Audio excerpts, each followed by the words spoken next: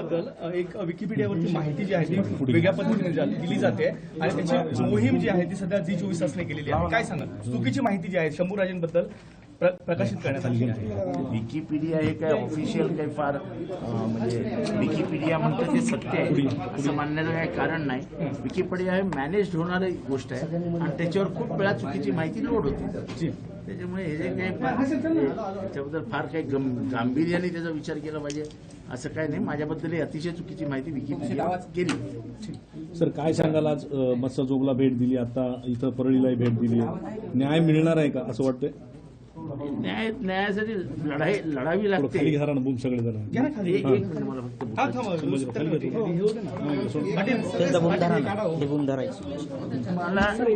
मला या गोष्टीचं अतिशय आश्चर्य आणि वाईट वाटतं की न्यायासाठी एवढी लढाई लढत एकदा काय ते शांत झालं. ठीक आहे, चला. मला या गोष्टीचं अतिशय वाईट आणि दुःख वाटतं की एखादा मर्डर होतो आणि त्याच्यासाठी त्या बायकोला लढावं लागतंय, नावं पोलिसांना मिळत नाही. असं कधी झालंय का? एवढ्याच्या छोट्याशा गावामध्ये मर्डर आणि नावं मिळत नाही, हे अशक्य आहे. हे फक्त राजकीय दबावापोटी हे सगळं होतं.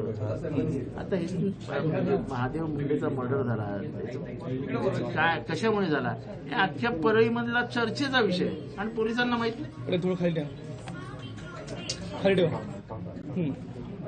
त्याच्यामुळे हे सगळं संशयास्पद आहे. किंबहुना ही सगळी प्रकरणं ही जिल्ह्याच्या बाहेरच काढा. जिल्ह्यातले पोलीस काहीही करणार नाही. जिल्ह्यातले पोलिसांना माहिती आहे की हे सत्तेत आहेत, हे सत्तेत असताना आपला काटा काढतील आणि त्यामुळे कोणी सर्वसामान्य बोलायला धजावत नाही. घरातले बोलायला घाबरतात. अजून काय याच्यापेक्षा जास्त दहशत काय असू शकते? इथं 16 महिने लागतात, परभणीचंही जवळपास 2.5 महिने होऊन गेलेले आहेत. बघा, मला परभणीबद्दल तर मला जे काही झालं परभणीमध्ये म्हणजे परभणीमध्ये आता सुरेश दस सांगतात की मोर्चे काढा न्याय पाहिजे असेल तर. म्हणजे मलाच सांगितलं त्यांनी मोर्चे काढा ना. एक मागासवर्गीय माणूस मारला जातो आणि त्याच्या न्यायासाठी मोर्चे काढायचे का? बाबासाहेब आंबेडकरांनी काय लिहिलेलं आहे काय की तुम्ही मागासवर्गीय असाल तर मोर्चे काढा आणि मग न्याय मागा?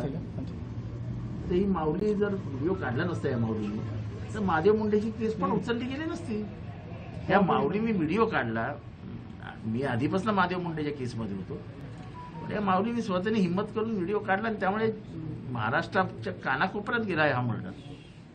पण तरी देखील पोलिसांना शोध लागत नसेल आणि जो सगळ्यांना माहिती आहे आरोपी कोण आहेत हे माहीत नाही असं परळीतलं एकही घर नाही. आज मंत्रिमंडळाच्या बैठकीमध्ये मुंडे गैरहजर आहेत. त्याच्याशी मला काय करायचंय? राजीनामा का घेतला जात नाही? काल अजित पवारांनी पण परत म्हणले की त्यांना विचारा म्हणून त्या संदर्भामध्ये. असं की अजित पवारांनी आपल्या अंगावर असं काढून टाकलं असं नाही चालत ना. जबाबदारी स्वीकार व्यक्ती नेतृत्वाने. काही नेत्यांच्या सुरक्षा कपात करण्यात आली आहे. मला एबीपी माझा, उघडा डोळे बघा नीट.